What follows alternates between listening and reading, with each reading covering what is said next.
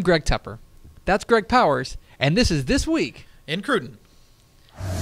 Powers is here. Hi, Powers. What's up? It's a week before National Signing Day. Can you feel the excitement? You know what? I think the first National Signing Day takes a little bit of the wind out of the sails of the second National Signing Day. You can never have too many signing days. Yes, you can. Yes, you absolutely can. You definitely can have too many signing days.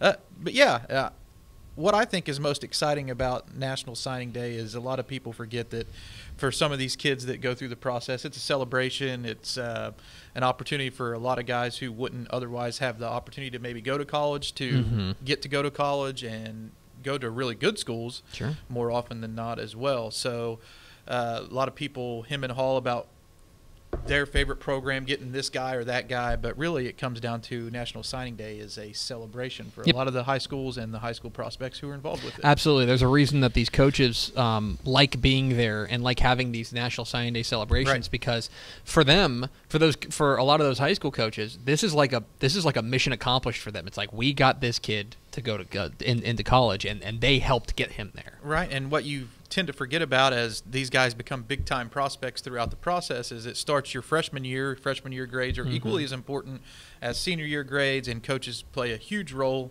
in that as soon as these high school prospects step foot on campus, and sometimes even before that, depending upon their situation, and everybody's situation is unique and individual. So a lot of work goes into this day. Let's get into This Week in Cruden.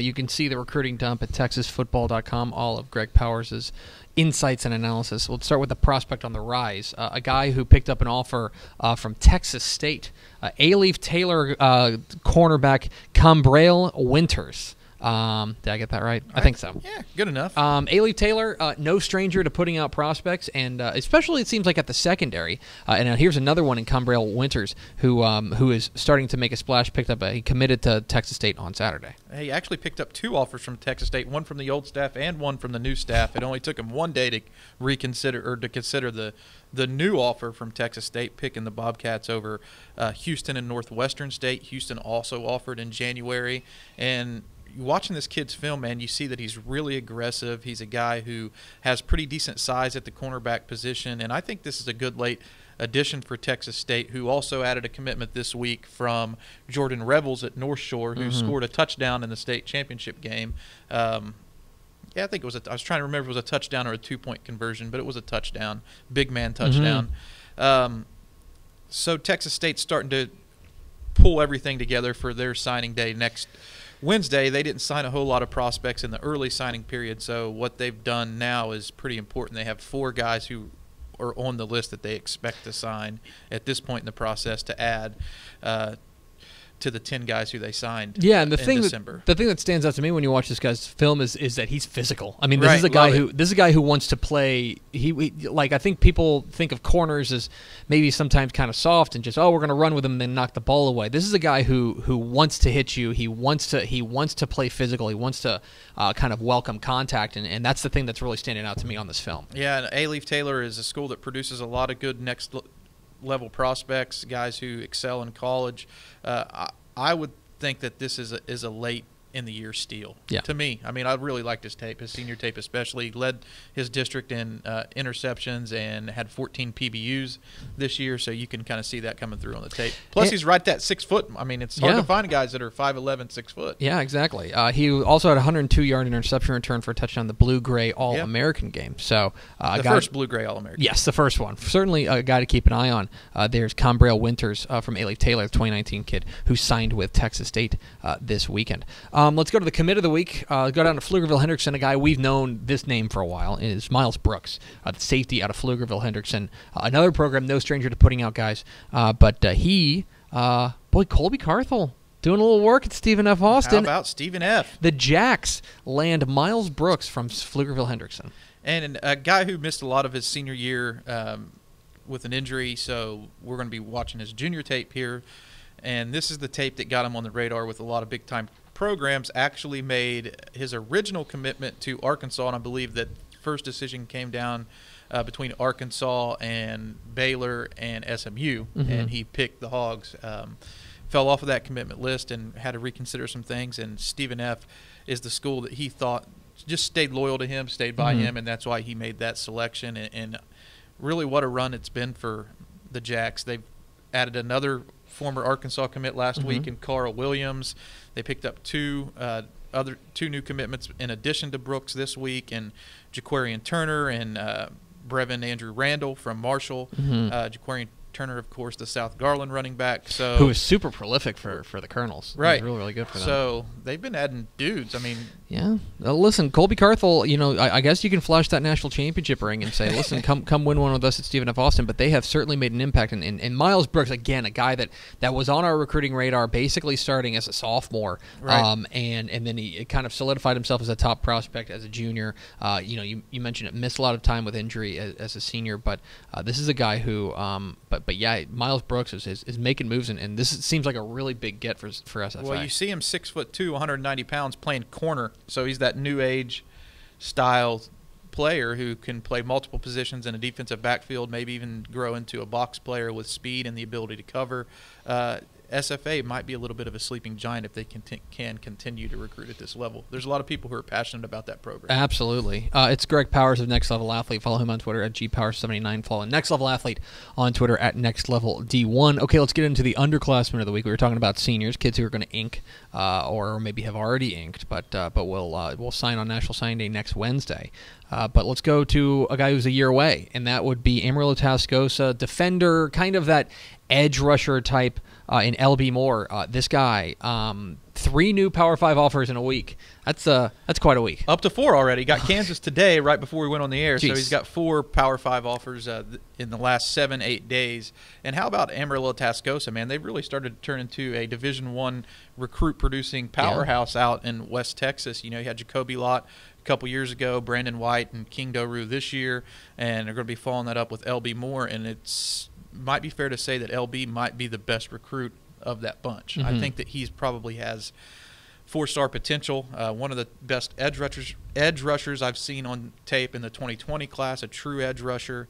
And may have gotten his statistics a little bit wrong here. Got a text in this morning. He had 116 solo and assisted tackles, 17 tackles for a loss, and 14.5 sacks in 2018. And in addition to those 4 offers, he's been catching a lot of interest from Alabama, Texas, and Notre Dame as well. So he's a guy who could be exploding onto that national radar very, very soon. Yeah, and you can see why. I mean, this is the guy that he seems. We've seen plays on this film of him with his hand on the ground and also standing up. This is a guy who seems like, well, the versatility is there, and look, I mean, the size is certainly there too. 6'3", 215, and a frame that looks like you can hang a little bit more weight on. And I love to recruit players who have played for successful teams. And Tascosa made a deep march into the playoffs this year. A lot of the offensive players got a lot of the headlines, but this guy was running game on the defensive side of the football for them, and you can see why all these colleges are interested in him. These true edge guys are hard to find. Versatility in that 3-4 or 4-3 now, and I think he could play in either system, and that's why you'll see probably all the offers come in. When you can play in a 4-3 or a 3-4, I think that's a determining factor on when your offer list goes from 15 offers to 30 offers. Yeah, position flexibility and versatility. It's a guy who's going to be exploding onto the scene. Let's go from the Panhandle down to San Antonio. Talk about our recruit of the week. Our recruit of the week, a name you certainly need to know. 2020. Definitely. This is going to stun you guys, but Cibolo Steele's got another defensive back who's going to be pretty good. Jalen Jones picked up an offer from Alabama this week, and look. I know he was the defensive the DB MVP at the Next Level Athlete Top 100 showcase down there in Houston. You don't luck into that. This kid's a stud. No, and you're getting the very first look at our video from this year's camp series. This is the very first one that's went public right here with Jalen Jones, and it doesn't take long to diagnose this film to see what is really special and unique about him. 6'2", he has a long frame, he moves extremely well, stays low in and out of his breaks, and can transition seamlessly. But what I really love about Jalen Jones is his competitive fire to get better.